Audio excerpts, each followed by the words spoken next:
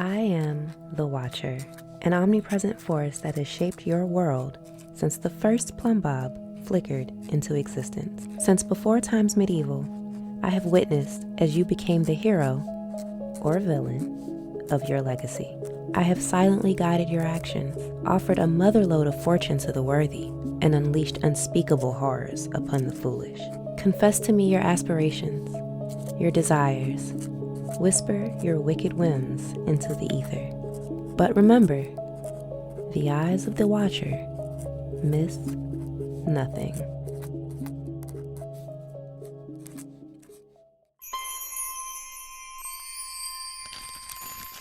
Dearest Watcher, I am a legend, an icon, a 5-star celebrity whose name alone sends shivers down the spines of Del Sol Valley's desperate hopeful. So tell me why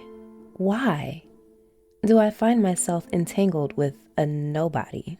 It started innocently enough, a call from an admirer, hardly surprising. I am adored after all, but I assumed this mystery man was someone worthy of my time. A wealthy director? A rising star desperate to bask in my wisdom?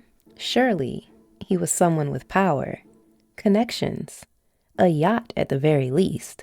But no, he's young, dangerously young. But his interest wasn't in my career, my wealth, or my legacy. No, Watcher, he wanted me, my wisdom, my experience. Oh, and I assure you, he made it very clear what he meant by that. And can you blame me for indulging? I may have been married more times than I care to count, but none of my partners have made me feel this kind of fire. One flirtation led to another. One drink turned into a very private evening in my estate. A moment of weakness, I told myself. A mere distraction. But then, days later, a text from him. An invitation. A date. Now, I don't do dates. I don't need romance. My true love is fame. Eternal, untouchable fame. But I went, and it was delightful. He is charming, attentive, refreshingly naive. And so, once again, we found ourselves in my sprawling, luxurious mansion, indulging in decadence. Every room, every surface, at every opportunity. Then, just as I was planning a picturesque getaway to Selva Dorada, a moment of spontaneity to extend our little dalliance, I made a horrifying discovery. This man, this beautiful, breathtakingly naive boy, is broke. Not just bad investment broke. Not divorce settlement broke. Penniless. A comedian of all things, scraping by on open mic nights? How can that be? A man as well dressed and charismatic as he couldn't possibly be a pauper. His own parents disowned him and nearly chased him out of Oasis Springs for pursuing these delusions. Do you see my predicament, Watcher? A star of my caliber entangled with this? As if it's not taboo enough to be dating someone so young. Him being a literal starving artist adds an extra layer of scandal for someone of my reputation. People have certain expectations of me. Can you imagine the headlines? It is unthinkable, impossible. And yet, why can't I stop thinking about him? Why does my palatial estate suddenly feel so empty? Why, when I close my eyes, do I see his ridiculous, broke, unknown, but oh so beautiful face? Tell me, Watcher, am I losing my mind? Or worse, is this love? Could I really have a future with a nobody? Signed, J.W.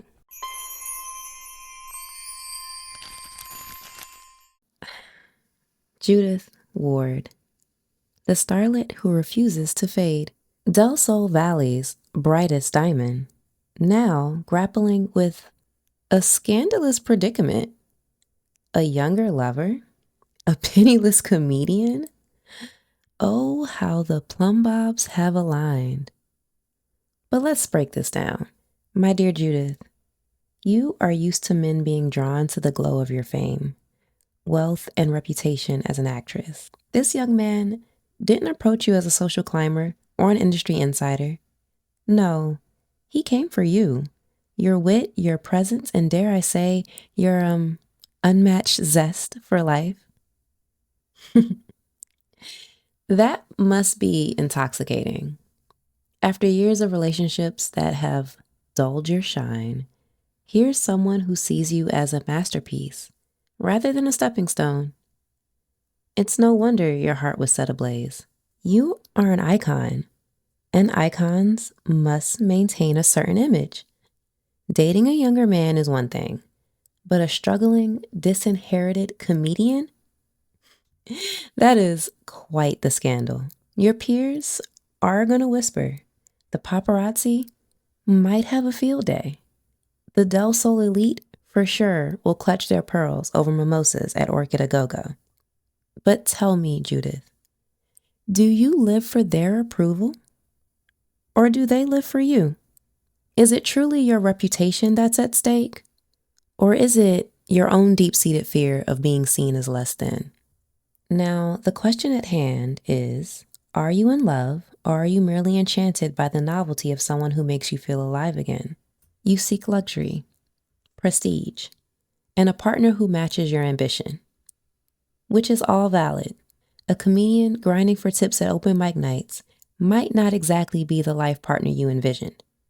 But if this is more than a fling, if he makes your soul sing beyond the walls of your mansion, then does his financial status really matter? True love, after all, doesn't always come in a diamond-encrusted box. On the flip side, if this is purely an indulgence, there's no shame in that, so long as you don't lead him on with whispered promises of Salvadorian sunsets, if you're unwilling to embrace the reality of what comes after. I won't tell you to throw your heart at this man, or send him packing in a golden limousine, but I will tell you this. If you truly want love, real love, then forget the tabloids and ask yourself, does he make you happy outside of the indulgence? If this is just a fling, enjoy it for what it is. But be clear with him.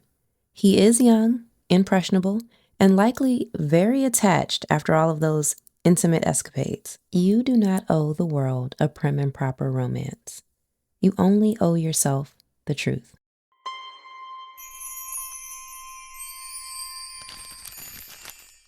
Judith Ward, a legend of the silver screen, now caught in a scandal of the heart.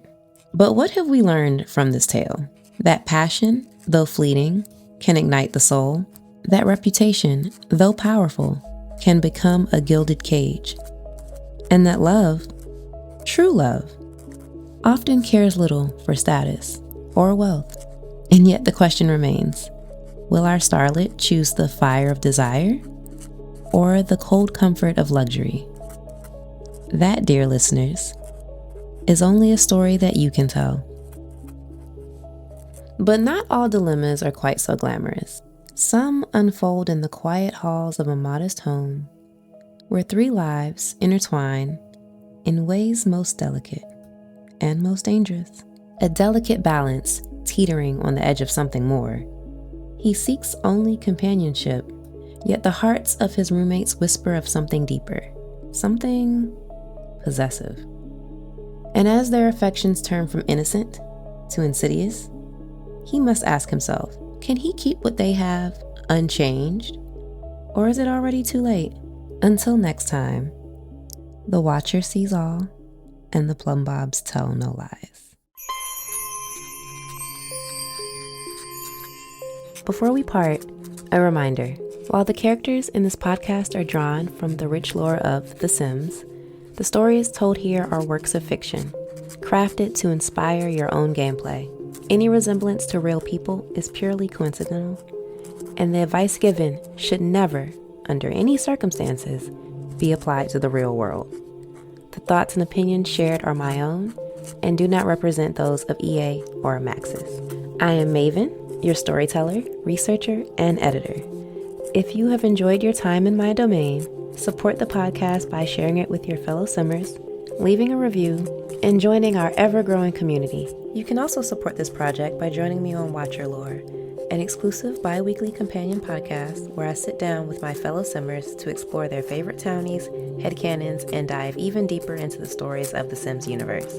Available only on Patreon, Watch Your Lore takes you behind the curtain and deeper down the lore rabbit hole. Visit patreon.com/bemorenatural to unlock access to early episodes and even more Watcher secrets. And if you wish to expand your own Sims universe, consider using my EA creator code, Miss Bmore, MSBM0R3, when purchasing DLC through the EA app. Every use directly supports this project and keeps the Watcher's gaze ever watchful. Until next time, my faithful, keep your doors locked, your hearts guarded, and remember, the Watcher is always watching.